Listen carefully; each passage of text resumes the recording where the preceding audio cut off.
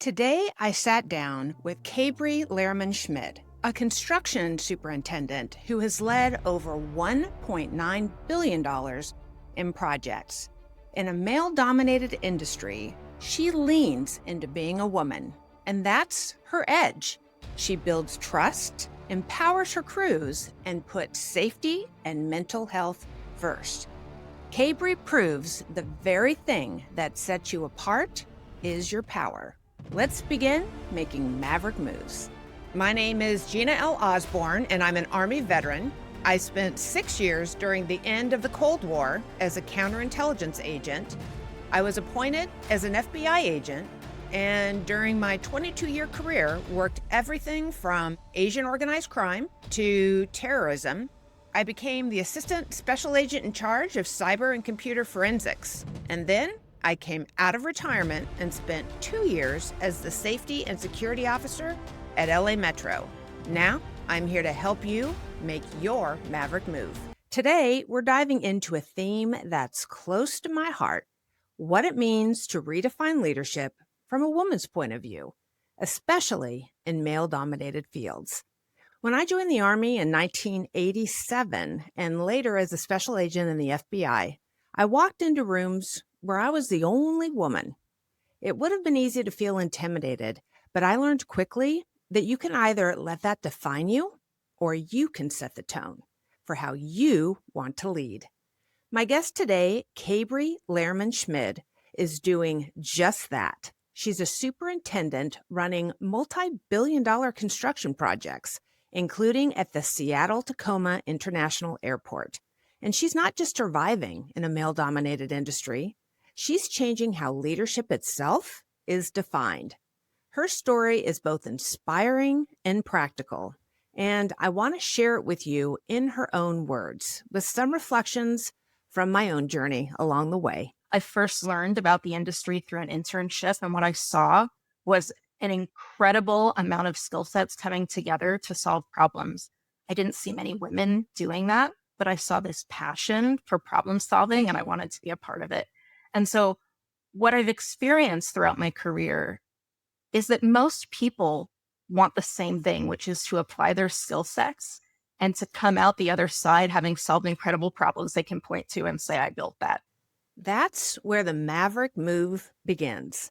Not with having everything figured out, but with the courage to step into a space that wasn't designed with you in mind and saying, I'm here, let's get to work. And Kabri's first move was simple but powerful. She just kept showing up with curiosity. The best part about construction is there's always something to go do. There's always something to go learn. And there's always somebody to go teach you. And so you can move forward towards building relationships and learning something new. And the people who are there who want to teach you to pass on that knowledge will keep you moving through it. But here's the reality. When you're a woman in a male-dominated industry, people don't automatically assume that you belong. That pressure to prove yourself can weigh heavy. Kabri described exactly what that feels like. I go into every situation assuming that I will be overlooked as a 5'1" superintendent, female superintendent, and that I need to prove my worth. And that's a great mentality to have in our industry, because if you go in asking questions, you ask the drywaller what kind of screw they're using, you're in for an hour conversation of somebody who leaves knowing that you respect them for the work that they're doing. And so there have been benefits, but I've also worked my butt off as a result of knowing that there's a question mark when I walk onto the job site and people are told that I'm the person leading it. I know that feeling. In the FBI, I worked twice as hard to be taken seriously. And yes, it made me sharper, but it also made me more aware of how others around me were being treated. Kabri learned to use curiosity as her leadership tool. Once you are willing to ask the questions, willing to step forward and try something new, you quickly become one of the guys when people know that you're there to give them the information they need to help them solve their problems, and that you're willing to put in the work to get them what they need. I think that my approach may be driven in majority by my experience as a female in the industry, has resulted in people seeing a new way of leadership. It is not common for the tradespeople out in the field to be asked their opinion. It is not common for them to be thanked for passing on their skill sets to the next generation. That's not how the construction industry was built. It's fast-paced, contract-driven. But Kabri used what others saw as a disadvantage, being overlooked, to build something the industry desperately needed: connection. We have an industry, this high stakes, boots on the ground industry that has historically been built on like this grit and problem solving that requires dozens of skill sets to be interdependent, not just interdependent in like coming up with problems in their head and problem solving in a conference room, but like physical safety, interdependent on one another in real time. One of Kabri's most powerful stories is about a carpenter on her site who didn't want to engage. He'd been beat down by general contractors and was determined to just keep his head down. But Kabri saw something different. So one of the crews is a concrete crew. They have a carpenter. Old school, every stereotype you picture when it comes to a carpenter on a job site. He didn't want to make eye contact with any of my team because he'd been beat down by general contractors in the past. He wanted to hoard his resources, didn't want to talk to anybody, wanted to get on and off the job site. But I saw him one day teaching a brand new apprentice, so like a 19-year-old, teaching him how to kick a form, so how to brace a form for this huge, complicated footing. And I went up to him afterwards, and he was just doing such a good job teaching. And I said, "Have you been a teacher before? That was awesome." And he said, "Yeah, I was a teacher in the Navy for dozens of years." And I said, "I want this job site to be a place where apprentices come to learn." And the construction industry like has a history of stereotypes against like hazing apprentices, that we don't pass on the information, that it's really hard to get in, but we need people. And I want my job site to be a place where that passing on of skill sets, which is the only way people learn, is something that's valued. And his face just lit up. And that crew, that carpenter, became like this lead teacher on the job site. And it just changed how he came to work every day. And that changed the people who got taught and trained into the industry and who stayed in the industry. And so can I correlate it to what exactly got done on my job site? No. Was that apprentice there the entire 2 years? Yes. That's the ripple effect of empowering people. When you give someone permission to lead, you're not just building a structure, you're building loyalty, pride, and a culture that sustains itself. I think that my hope when I set up the values system for a project and when I look at the systems that we use on any project, and so these are production-focused, operations-driven systems, I look at how people interact with them. And from the very beginning, from the first step that people are interacting with those systems, the first day on the job site, we talk about how we're going to use them. And this leads to an amount of trust on where I know people are going to interact with them, how I know they're going to communicate with me. And once we have this whole system of people's trust in the systems they're utilizing, a daily process through meetings, correspondence, communication, where people know how to interact with one another, that is kind of self-fulfilling because the new people see what the existing people are modeling. There's such a high level of trust that people understand the expectations, that they know I'm going to honor that I want apprentices and I'm not going to come down on them spending time teaching, right? I'm not going to knock them for their production because they're teaching. And so there has to be built into every technical system, even though it's geared towards production and all the metrics we get measured on, there has to be a trust in those systems that they will be honoring the values that you talk about. And so that allows me to trust that what I say, how people will utilize them. And so we can call it like letting go of control, but maybe it's just a higher level control that, people are functioning within a certain ecosystem that was really deliberate. But the truth is that leading this way isn't easy. It's emotionally taxing. And as women, we often carry that weight differently. I asked Kabri if she thought she'd lead the same way if she were a man. The industry is like the baseline value is pride of work. So saying that, my problems have been minimal in terms of outright discrimination or challenges that have been directly gender related. As I've grown in my career, however, I can reflect back and see that there have been non-direct challenges that I've put on myself in reflection of the world around me in the construction industry. I think it would be easier for me to separate myself from work because I wouldn't be so emotionally anxious about leading in this way. I wouldn't be so emotionally invested in making sure people were also happy, maybe. And that's, people pleasing mentality.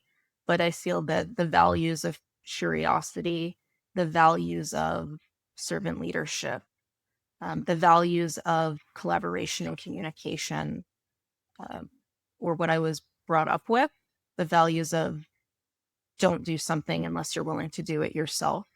I think that the hyper need to prove that up front, um, I'll call it is a benefit of being a woman. Um, and I don't know that I would feel the need to have to prove myself or have worked so hard if I blended in as the majority. That's the paradox, isn't it? The very pressure that makes it harder for women can also sharpen us into stronger, more empathetic leaders. To have somebody come in and be like, what do you think about this? I'm going to represent your voice in my project schedule is jarring. It takes time to convince somebody that you're telling the truth, that you really want to listen to what they have to say. And so on my projects, now that I get to run projects that I'm in leadership, it's great to change the industry and to show new expectations, behavioral norms, and to give people the space to see their contributions recognized. It changes how people come to work. Kabri's leadership isn't just changing her projects, it's changing her industry. She's brought mental health to the forefront of conversation on construction sites, an industry that has one of the highest suicide rates in the country. So mental health in construction, construction's the second highest rate of suicide in industries in the United States. Now that's predominantly driven by the middle-aged white man demographic. The loss is incredible, and it's 5 times the actual loss of life based on physical injury in the industry. So the industry is hyper focused on keeping people alive at the job site so that they don't go home injured to their families. Well, the loss from suicide is 5 times as many people as we lose based on that industry, but based on those injuries on the job site. Now, I am associated with the topic of mental health because I have my own history of, going through depression. And I think that my willingness to be a leader that is more vulnerable than most, my ability to come into a situation as a woman in the industry and already be looked at like, what the hell is she saying over there, allows me to overcome the stigma that exists with the, primary male demographic who's like, no, we can't talk about our feelings. I come in and I'm like, feelings. Um, and so I've been lucky for the last 8 or so years to be able to have a platform to talk about mental health on my job sites. And it's been super well received. The industry has picked up on that conversation. And I'm holding a mug right here that says Get Construction Talking. That's the mark of a true maverick, someone who doesn't just do the job, but changes the environment for the better. So what can we learn from Kabri's story? First, don't wait for permission. Step in, learn, and do the work. One of the ways that I feel has to be taught to younger generations is that you can't ask someone for something if you don't know what you're asking. And it takes time to learn what you're asking for, but you need to demonstrate that you're trying to understand what you're asking for. Don't call the supplier and say, I need something by this date. Don't call the structural engineer and say, I need this anchor bolt moved or placing concrete in an hour. Acknowledge that you've done something wrong. Say, is this hard for you? Like, acknowledge what you're asking for, because to understand their perspective is to make you more powerful in your planning in the future. To acknowledge their perspective is to make them understand that they can trust you with the information, with the burden that you're putting on them.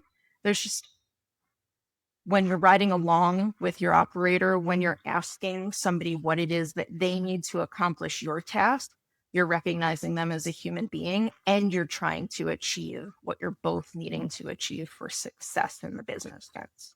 Second, lead with curiosity. Respect people by asking questions. Ask as many questions as you can. Go out and seek people who are willing to teach you, because so many people love to share what they're passionate about in industry. And if you have a curious mindset, if you ask questions, if you acknowledge that you don't know, people will want to share it. Write down what they say, acknowledge the conversation, follow up on the things that you promised to follow up on. And people will really be receptive to helping you to understand more and incorporating you into conversations. I think finding ways to contribute to your team is always essential. Working within your task list, being able to demonstrate what you've performed is going to be essential in terms of showing that you've been able to accomplish what's been asked of you. Third, empower others. See the potential in people who've been overlooked and watch how it transforms your culture. One of the important things to recognize is that at any level, going into a conversation or going into a technical task, you're able to make impact. And so whether that's through how you approach the conversation and the acknowledgement of the person on the other end, or it's how you perform your work, you can create a change in how that interaction happens and what the outcome is. And so that doesn't require you to be a manager. It requires you to be attentive to what the other person is asking. It requires you to receive information, to write it down, and to follow up. And so I think that change and your impact can happen at the one-on-one level. And so start making impact where you're at, and then continue to grow from there.